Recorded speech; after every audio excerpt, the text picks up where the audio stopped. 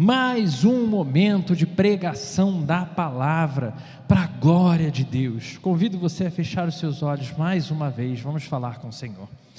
Santo e poderoso Deus, mais uma vez rogamos, ilumina as nossas mentes, abre os nossos olhos, abre os nossos ouvidos, transforma os nossos corações e auxilia-nos, Senhor.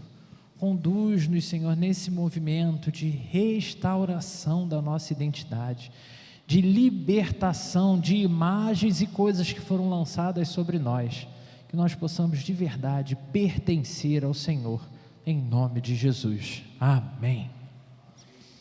A gente vive na era dos seguidores, dos likes, dos grupos de WhatsApp. Como falamos mais cedo durante a nossa EBD hoje, nunca estivemos tão conectados e ao mesmo tempo tão sozinhos no mundo. Muita gente sabe o que é fazer parte de uma comunidade online, mas se sente completamente deslocado quando para olhar ao seu redor. Fala com dezenas de pessoas por dia, mas não consegue dizer com certeza se pertence a nenhum lugar. Se chega no trabalho, ele não se adapta. Se chega na família, não se adapta. Está entre os amigos e sempre tem um incômodo. Nenhum lugar é seu de verdade. Talvez você já tenha passado por isso. Um estranhamento que começa a acontecer nos lugares mais básicos por onde a gente passa. Uma sensação de ser forasteiro, mesmo dentro da igreja do Senhor. Um lugar de acolhimento, de amor, de pertencimento, como se alguma coisa faltasse. Essa inquietação, meu irmão, minha irmã, eu posso garantir que ela não é só sua. É um sintoma de que estamos vivendo num mundo fragmentado, que perdeu a consciência do que de fato significa pertencer. Hoje daremos início a uma nova série de mensagens. Encerramos uma pela manhã e agora já iniciamos outra. A nossa série inicia-se nessa noite, tem como tema chamados para pertencer. E durante as próximas semanas nós vamos mergulhar nas Escrituras Sagradas, explorando o significado de ser igreja à luz do que o Evangelho apresenta. Vamos falar de identidade, comunidade, missão, discipulado, de aliança, porque ser igreja não é um evento de domingo, é um chamado para viver como um povo de Deus, em todo tempo e em todo lugar. Você já parou para refletir sobre o que significa a palavra pertencer? Já parou para refletir de verdade sobre essa palavra? O que significa pertencer?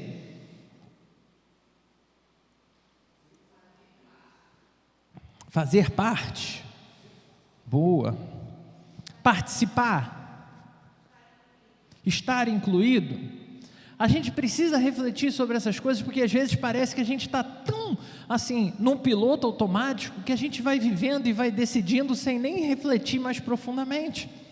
A palavra pertencer é uma palavra de extremo poder e autoridade, muito mais forte do que participar, muito mais intensa do que comparecer. Pertencer é de fato estar inserido, é fazer parte do todo. Como falamos hoje pela manhã, pertencer significa ter um nome, ter um espaço, ter um propósito dentro de uma história que é maior do que a nossa própria história pessoal. No Brasil, e em especial na igreja evangélica brasileira, nós temos assistido aí um crescimento do evangelicalismo individualista. Eu sou igreja, eu sou o ponto, de busca aí do Senhor. Um evangelho que vai nos conduzir ao consumo, onde o eu é o rei e a igreja vira uma mera prestadora de serviços espirituais. Você vem, não gostou da palavra, você procura outra. Você vem, não gostou da oração, não gostou do louvor, procura outra melhor. Quando essa igreja não tem relação com isso. Na nossa própria igreja presbiteriana da IPE, na nossa própria igreja presbiteriana da IPE, na nossa própria IPE, que é a Igreja Presbiteriana da Esperança, percebemos esse desafio todo encontro. Temos uma história linda, uma confissão de fé extremamente robusta, um compromisso com a palavra do Senhor. Mas mesmo assim, meus irmãos, nós não estamos imunes aos esfriamentos dos laços. Por isso precisamos voltar ao que é elementar. Precisamos redescobrir o que significa ser chamado, juntos, para pertencer ao Senhor. Para começar essa caminhada, te convido a ouvir o que o nosso irmão Pedro falou. Pedro, o outro discípulo do Senhor, um apóstolo que sabia bem o que era pertencer, mas também sabia o que era negar. Que Pedro também, que sabia o que era se dispor a ir à guerra por Jesus, porque Pedro é aquele cara que quando chegam para levar Jesus, ele puxa a espada e ele corta a orelha do soldado, porque ele estava disposto a morrer por Jesus. E poucos instantes depois, as pessoas olham para ele e dizem: peraí, você não era um dos que andava lá com o Jesus que foi preso? E aí Pedro, como um bom brasileiro, ele não era brasileiro, tá, gente? É só brincadeira. Pedro, como um bom brasileiro, ele diz o quê? Eu não. Esse Pedro escreve a uma igreja que não tinha templos bonitos, não tinha reconhecimento social nenhum, mas tinha uma identidade que era clara e tinha sido recebida diretamente do alto, do próprio Deus. Por isso, convido você a abrir a sua Bíblia, primeira carta de Pedro, capítulo 2, serão 10 versículos, na verdade 11, né? Do versículo 1 até o versículo 10.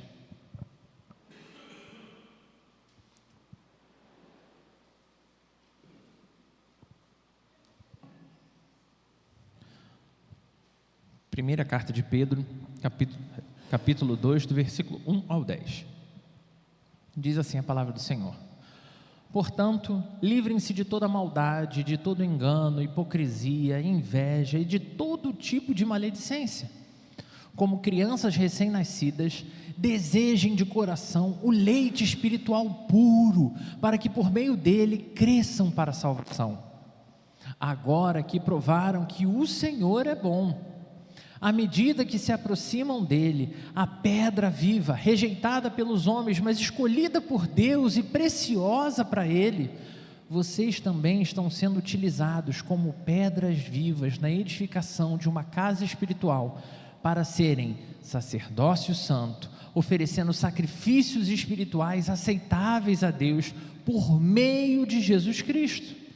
Pois assim é dito na Escritura: eis que põe em Sião uma pedra angular, escolhida e preciosa, e aquele que nela confia jamais será envergonhado. Portanto, para vocês, os que creem, essa pedra é preciosa, mas para os que não creem, a pedra que os construtores rejeitaram tornou-se a pedra angular, e uma pedra de tropeço e uma rocha que faz cair. Os que não creem tropeçam, porque rejeitam a mensagem, algo para o qual estavam destinados.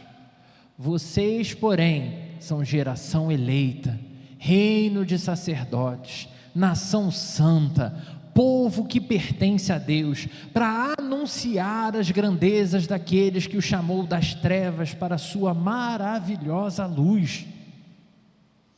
Antes, vocês não eram povo, mas agora são povo de Deus. Não haviam recebido misericórdia, mas agora a receberam. Cadê o 11? Ah não, era 10, né? Eu que me meti um 11 aí, desculpa. Pedro escreve para irmãos dispersos na região chamada Ásia Menor, mais ou menos ali pela região da Turquia atual.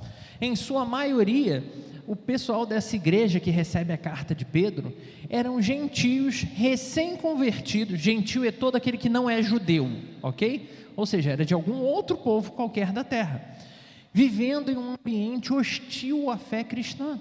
Eles estavam sendo pressionados por um império altamente opressor, o Império Romano, e eles eram dominados por uma série de religiões com muito mais expressão naquela região.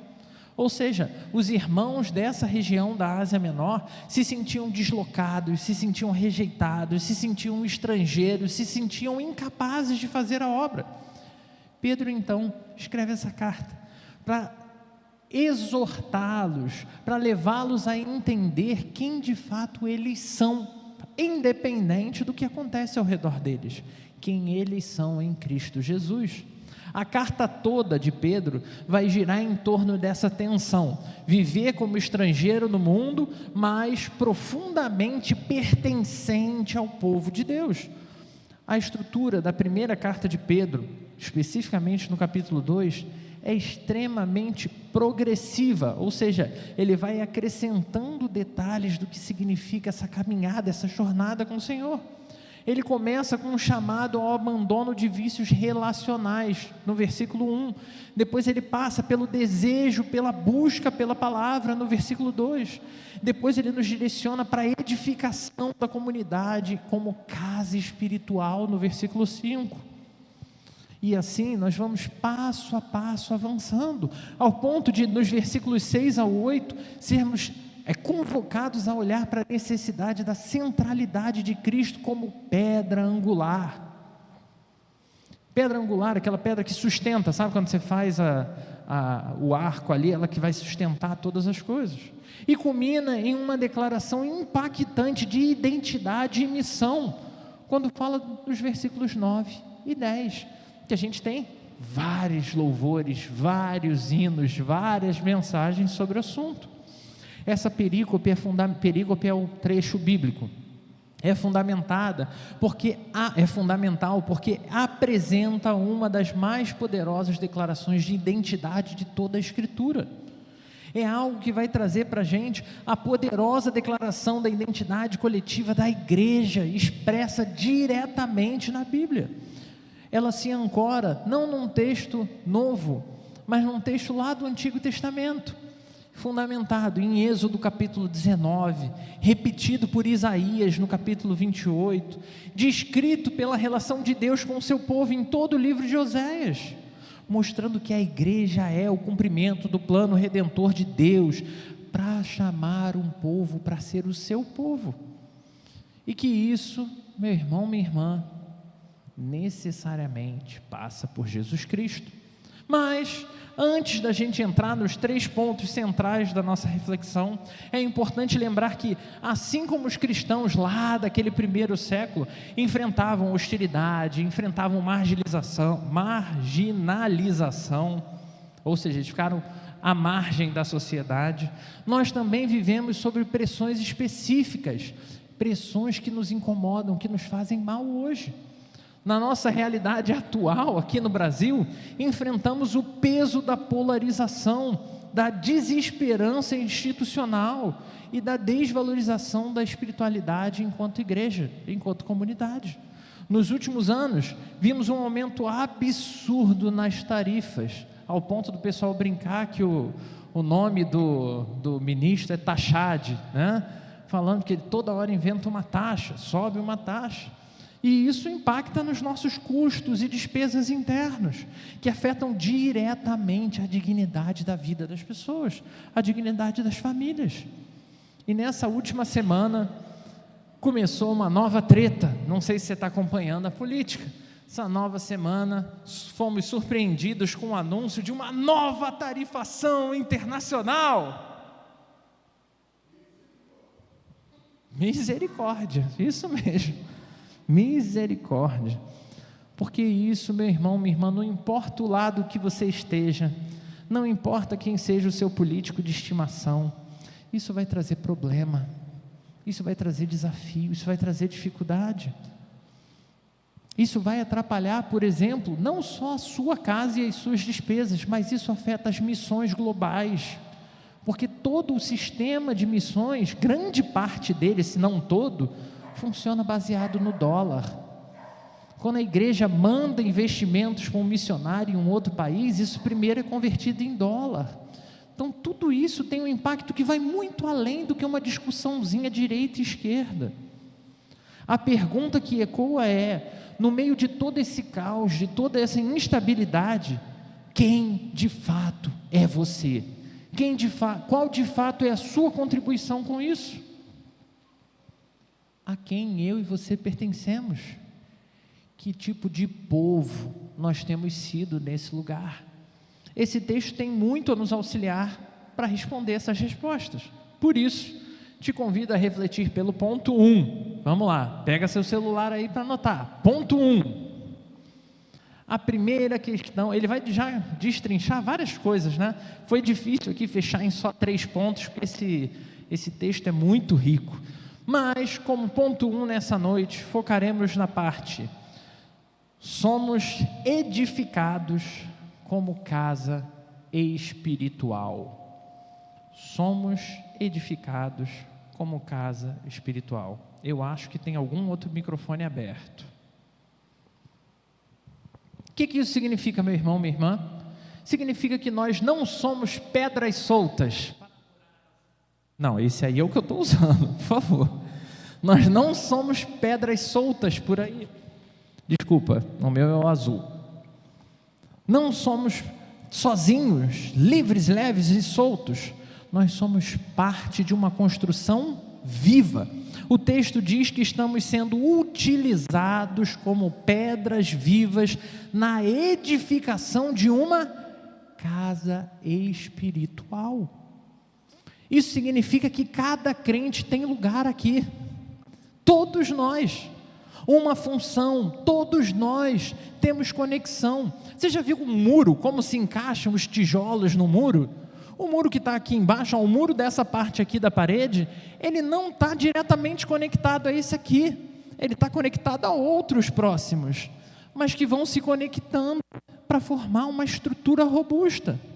A imagem de casa espiritual é muito relevante, porque Pedro está aqui unindo as figuras do templo físico, do espaço de cultuar a Deus, para a ideia de uma comunidade que serve a Jesus.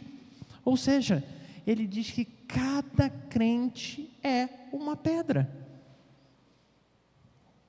Você é uma pedra, meu irmão. Você é uma pedra, e não é uma pedra de tropeço, em nome de Jesus. Em nome de Jesus. Precisamos ser e entender o que Pedro está querendo dizer aqui, porque ele vai deixar claro que não basta ser uma pedra, uma pedrinha maravilhosa, porque pedra não forma muro sozinha, pedra não consegue sustentar nada sozinha. Precisamos estar encaixados uns aos outros em torno da pedra angular, em torno da pedra que tem consistência, a pedra que tem fundamento, que tem solidez. E Pedro deixa claro, quem é essa pedra? Jesus Cristo, nosso Senhor. Ele consegue segurar o melhor Filipe possível, mas Ele também segura o pior Filipe. Ele pode segurar o melhor de você, e Ele suporta o pior de você. Nossa identidade não existe e não faz sentido quando pensada de maneira sempre isolada. O que está sendo exposto aqui é que, enquanto igreja, nós somos, uma vez que estamos reunidos. Ou seja, a nossa identidade, ela nos remete a uma vida em comunhão. Hoje, tem muita gente que quer seguir Jesus Cristo, que diz que ama Jesus Cristo, mas não está nem um pouco interessado em se envolver com a igreja dele. Querem a fé, claro, querem viver da fé, porque afinal de contas vem desafios na vida, mas não querem nada vinculado a uma vida de relação com outras pessoas. Gente que quer salvação, mas não quer encargo nenhum com isso, não quer envolvimento nenhum. E esse texto confronta exatamente esse tipo de pensamento. Não fomos chamados para sermos espectadores, mas blocos vivos de concreto, partes ativas de um muro, de uma sociedade, de uma construção, de uma comunidade de Deus. Algo que Deus está fazendo aqui nesse lugar. Precisamos investir na edificação mútua, irmãos. Sermos uma casa viva, onde cada pedra tem valor e função. Vai dizer que você não gosta quando alguém chega, né? Eu me amarro quando eu brinquei aqui da dobradinha, né? Da Tainá com o irmão Bartolomeu. Eu me amarro quando eu vejo ela tocando e ele feliz da vida, regendo aqui a igreja. Isso é bênção. É bom quando a gente recebe, alguém chega e diz: nossa, olha, você tocou muito bem. Nossa, você deu uma aula muito boa. Isso é bom, isso alegra o nosso coração. Isso ajuda a gente a seguir em frente. Então, precisamos edificar a vida um dos outros, mas não é só com elogio, não. Não é só com tapinha nas costas, não. Edificação mútua é de fato ser igreja. É de fato estimular crescimento em partes que a pessoa não quer crescer. Sermos uma casa viva onde cada pedra tem o seu valor e a sua função, e cada pedra segue sendo especializada, melhorada, transformada, onde vai continuar tendo espaço para a pessoa que está chegando agora, sem conhecer nada da fé, mas onde também continua tendo espaço para aquele que já foi condenado várias vezes, errou várias vezes, mas que está buscando em Jesus recomeçar, porque acredita que tem novidade de vida em Jesus. Sempre continuará, até o dia do retorno de Jesus Cristo, continuará tendo esperança para a restauração do caído, irmãos. Não importa quantas vezes a pessoa caiu. Então, num autêntico exercício reflexivo, eu e você precisamos responder: será que a gente está se deixando encaixar? Será que eu estou disposto a me encaixar nessa comunidade, nessa estrutura que Deus colocou diante de mim? Será que você, meu irmão, minha irmã, será que você está vivendo como uma pedra viva, ou você virou apenas um entulho na obra do Senhor? E quando eu falo entulho, eu lembro logo da caixa de isopor que eu peguei emprestada da igreja ontem. Sabe por quê? É uma caixa de isopor imensa. Quem foi lá no meu aniversário viu. Incrível, muito boa. Sabe onde ela estava? Jogada lá atrás com os entulhos. Por isso ela estava cheia de concreto, muito suja. Era útil, muito boa, mas por algum motivo tinha sido descartada. Quantas vezes a gente tem feito isso? Quantas vezes a gente não se colocou nessa posição? Já servimos a Deus, já lutamos pelo Senhor, já fizemos grandes coisas pelo Senhor, mas a gente vai se desgarrando, se cansando, se frustrando. Será, meu irmão, minha irmã, que você se tornou apenas mais um pedaço de entulho, mais um pedaço de lixo num canto da obra que o Senhor está fazendo? Isso tem que ser uma reflexão nossa com o nosso Deus. Nós precisamos realmente de disposição para sermos moldados, para caber na estrutura do corpo de Cristo, porque senão eu vou continuar sendo conformado pelas outras coisas. É o alerta que Paulo vai dizer, para não nos deixarmos conformar pelas outras coisas, pela mudança da nossa mente. A transformação da mente precisa acontecer pela própria proposta do Senhor. Será, meu irmão, minha irmã, que nós continuamos vivendo como tudo e todos devessem se adaptar a gente? A culpa não é minha. Se eu me tornei a caixa de isopor jogada lá no canto, a culpa não é minha. A culpa foi do pastor, a culpa foi da igreja, a culpa foi do conselho, a culpa foi, sei lá, do presidente, a culpa é do Trump, a culpa é, sei lá, das estrelas. Um livro até legal, a gente pode conversar depois. Pedro, ao escrever essa carta, tinha entendido que a igreja não é uma colcha de retalhos, não é um monte de pedacinho de qualquer jeito, emendado de qualquer jeito, não é isso. Muito ao contrário disso, o que ele está dizendo é: a igreja de Cristo é uma construção viva e sagrada, fruto da ação do próprio Deus em cada pedacinho, onde Cristo é o fundamento infalível. E sabe algo que ainda é sensacional? Nós não somos apenas construção. Ele não para o texto por aí. Somos também povo de Deus, um povo que carrega uma identidade, mas não uma identidade israelita, uma identidade judaizante, uma identidade brasileira, mas uma identidade celestial. E isso nos leva ao nosso segundo ponto. Puxa aí para anotar o segundo ponto. Ponto 2. Somos povo com identidade e missão. Somos povo com identidade e missão.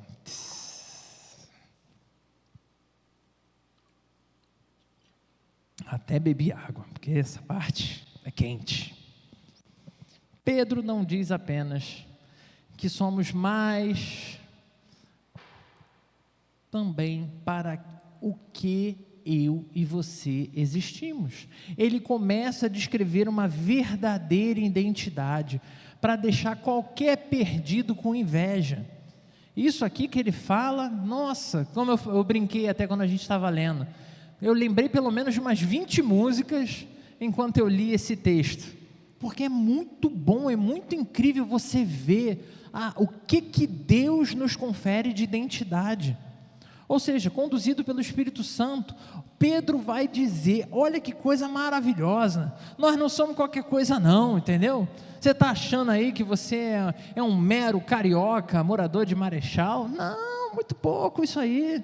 Nós somos geração eleita, sacerdócio real, nação santa, povo exclusivo de propriedade de Deus. Tudo isso, meu irmão, minha irmã, é para o povo entender que eu sei, os nossos olhos se desesperam, mas a nossa identidade não é só o que os nossos olhos veem. Há uma finalidade com isso tudo, para anunciar as grandezas daquele que os chamou das trevas para a sua maravilhosa luz. Esses termos não foram inventados por Pedro, eles vêm de novo lá do Antigo Testamento. Deus usou exatamente essa linguagem para falar com Israel lá no Sinai, quando ele se aproxima de Moisés em Êxodo 19, e agora Pedro aplica essas promessas também à igreja do Senhor no Novo Testamento. Judeus e gentios, homens e mulheres, ricos e pobres, todos unidos em Cristo. Não somos um povo qualquer, não é só a elite da igreja que é um povo especial, somos escolhidos, somos separados, somos consagrados. E tudo isso, meu irmão, minha irmã, porque no processo nós somos enviados a proclamar. Muitos crentes hoje sabem quem são em Cristo no sentido pessoal. Por quê? Foram resgatados, foram acolhidos, foram perdoados, foram salvos. Eu sou livre, glória a Deus por isso. Mas poucos sabem quem somos no sentido coletivo. Porque o Senhor não vem buscar pessoas, Ele vem buscar a igreja. A igreja é uma comunidade com vocação profética. Estamos aqui com um objetivo, uma função, a função de anunciar, a função de viver, a função de encarnar o reino de Deus na nossa história, de viver com os nossos desafios, com as nossas limitações. Nossa pregação precisa ser visível para as outras pessoas, nossas reuniões precisam ser mais missionais, nossa comunhão precisa ser anunciadora de boas novas. A igreja não é um esconderijo, a igreja é uma cidade sobre um monte, um farol que ilumina tudo que existe ao nosso redor. É a gente cantar assim a música lá da Aline Barros, como um farol que brilha à noite, como ponte sobre as águas, como abrigo num deserto, como flecha que acerta o alvo. Eu quero ser usado da maneira que te agrade, em qualquer hora e em qualquer lugar. Eis aqui a minha vida. Usa-me. Lindo demais cantar, inclusive vocês mandaram muito bem aí na afinação, ficou sensacional. Lindo cantar um negócio desse, gente, lindo demais cantar um negócio desse, mas será que nós estamos vivendo como alguém que de fato foi chamado da escuridão para a luz? De fato a nossa vida proclama as grandezas de Deus por onde a gente passa? E mais, e agora eu vou ser bem pessoal, Você se reconhece como parte de uma identidade coletiva? Ou você continua vivendo a sua relação com Deus individualmente, isolado? Pertencer, meu irmão, minha irmã, é carregar um nome, uma história, uma missão, pedindo: Deus, estou com dificuldade, então me usa mais a minha vida. Não estou me encaixando, Senhor, então usa mais o meu empenho, a minha força. Pertencer é isso. Pertencer é ser esse povo de Deus para anunciar a glória dele por onde passarmos. Mas como tudo isso pode se tornar possível? Como um povo que nem era povo de Deus agora pode se considerar povo de Deus e achar que está tudo bem, não tem compromisso nenhum? Isso também não era possível apenas nos méritos e nas forças daqueles irmãos da Ásia Menor. Igualmente, meu irmão, minha irmã, não é possível para nenhum de nós não conseguimos mudar o nosso comportamento sozinhos, não dá para mudar a nossa situação espiritual, mas com o agir de Deus em nós, todos precisamos assumir uma posição. Uma vez que o Evangelho alcança o nosso coração, a nossa vida tem que mudar. Então, caminhamos para o terceiro ponto. Puxa seu celular aí. Ponto 3, pertencemos porque fomos alcançados.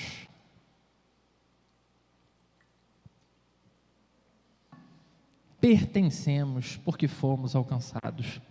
Pedro conclui com uma lembrança poderosa aqui, essa parte da carta.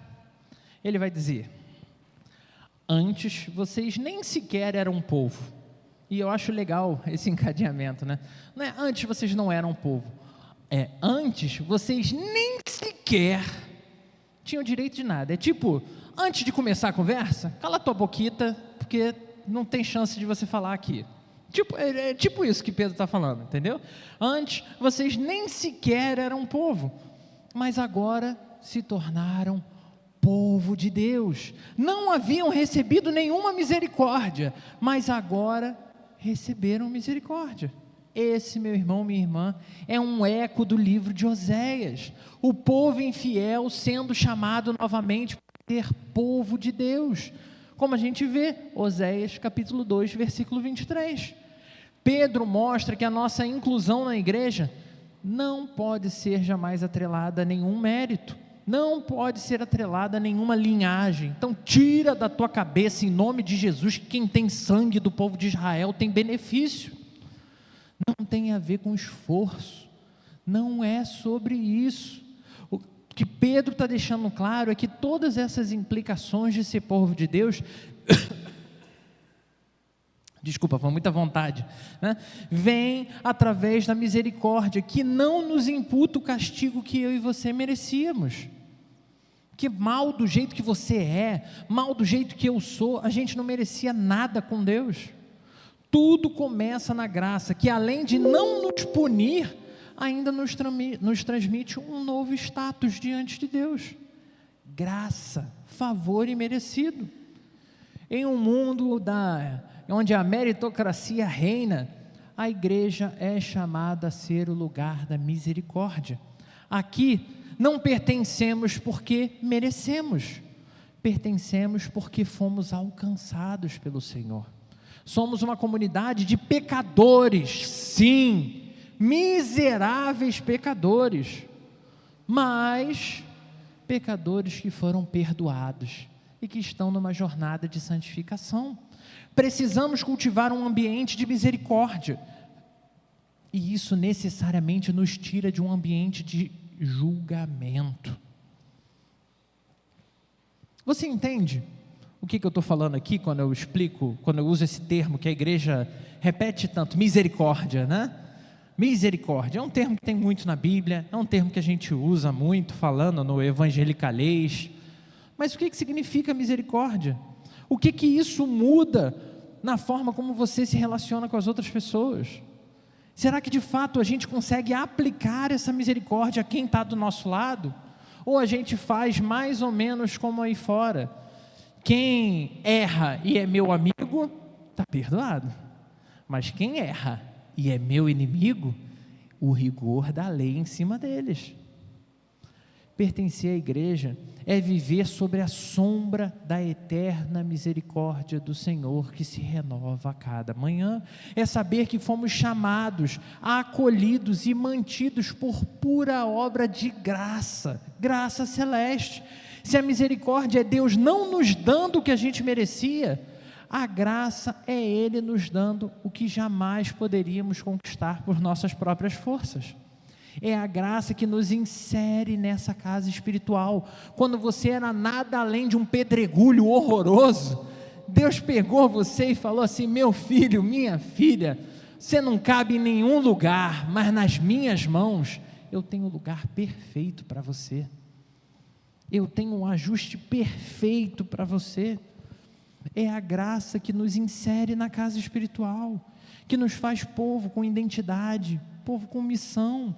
A graça de Deus não é apenas o ponto de partida, mas é a força que nos sustenta para funcionarmos como igreja. Tudo que nós somos, tudo que fazemos, tudo que temos é graça. E se fomos alcançados por tamanha graça, nós também somos igualmente desafiados a viver aplicando essa mesma graça, com disposição para olhar para o lado, acolher, restaurar, incluir, perdoar, recomeçar.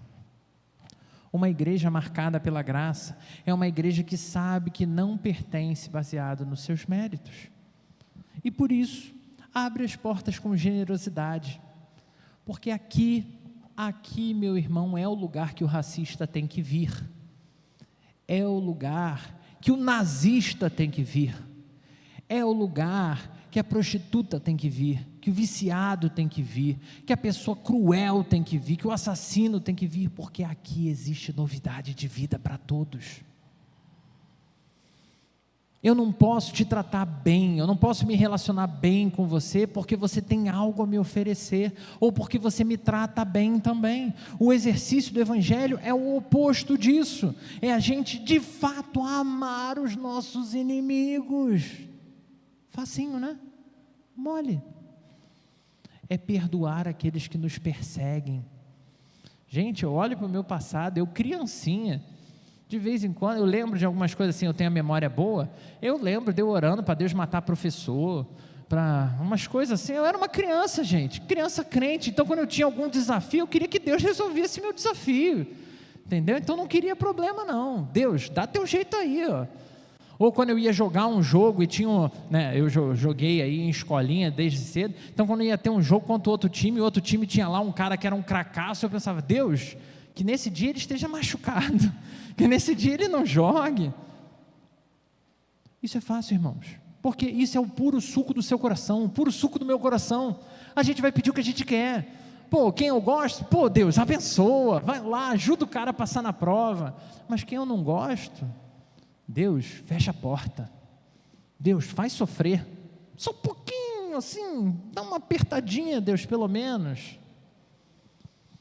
O Evangelho nos chama a amar os nossos inimigos, perdoar os que nos perseguem, orar pelo bem daqueles que continuam nos fazendo mal. É nisso, meu irmão, minha irmã, que a gente exercita a graça. Não é quando a gente quer e com quem a gente quer, com todos. Nisso abandonamos os anseios do nosso próprio coração e nos rendemos à expressão do coração de Cristo na nossa vida. Caminhando para o fim, meu irmão, minha irmã, em nome de Jesus, ser igreja é mais do que estar no banco aos domingos, é ser casa espiritual, é viver uma identidade coletiva com os nossos irmãos, é viver uma missão juntos, é ser povo alcançado pela misericórdia.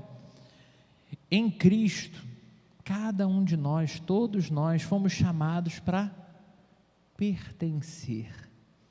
E isso é mais do que tem sido, isso é mais do que a gente tem vivido. Será que de fato a gente tem conseguido expressar tudo que esse texto está nos chamando a viver? Eu olho para a minha vida e eu vejo o quanto eu estou aquém, e eu espero que você tenha esse mesmo processo reflexivo, porque É possível que a gente tenha se acostumado a tratar a igreja como um evento esporádico, um evento opcional. Pô, tô cansadão hoje. Pô, atacou o ciático aqui, sabe? Então, pô, vou tomar aqui um relaxante muscular. Deus entende. Deus entende. E as pedras que ele chamou vão continuar no processo. E meu irmão, não se pegue em sacrifício de tolo, mas entenda que vir à igreja não é por Deus. Vir à igreja é um cuidado com você, é uma expressão da sua responsabilidade com Deus, com os irmãos, com a obra.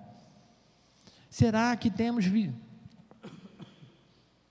Será que nós vivemos e agimos e pensamos e reagimos aos nossos irmãos como sendo de verdade pedras que Deus colocou aqui? Ou a gente continua olhando para toda a pedra e achando que é pedra de tropeço? Meu irmão, é muito fácil eu pegar, traçar uma linha aqui, ó, usar a cruz como referência e vou botar aqui, ó, vou escrever ali em cima: Igreja Presbiteriana Esperança, crentes bons, crentes maus, ok? Do lado de cá crente bom, do lado de cá crente mau. De que lado você está? Quem aqui está do lado bom? Glória a Deus por isso. Glória a Deus por isso.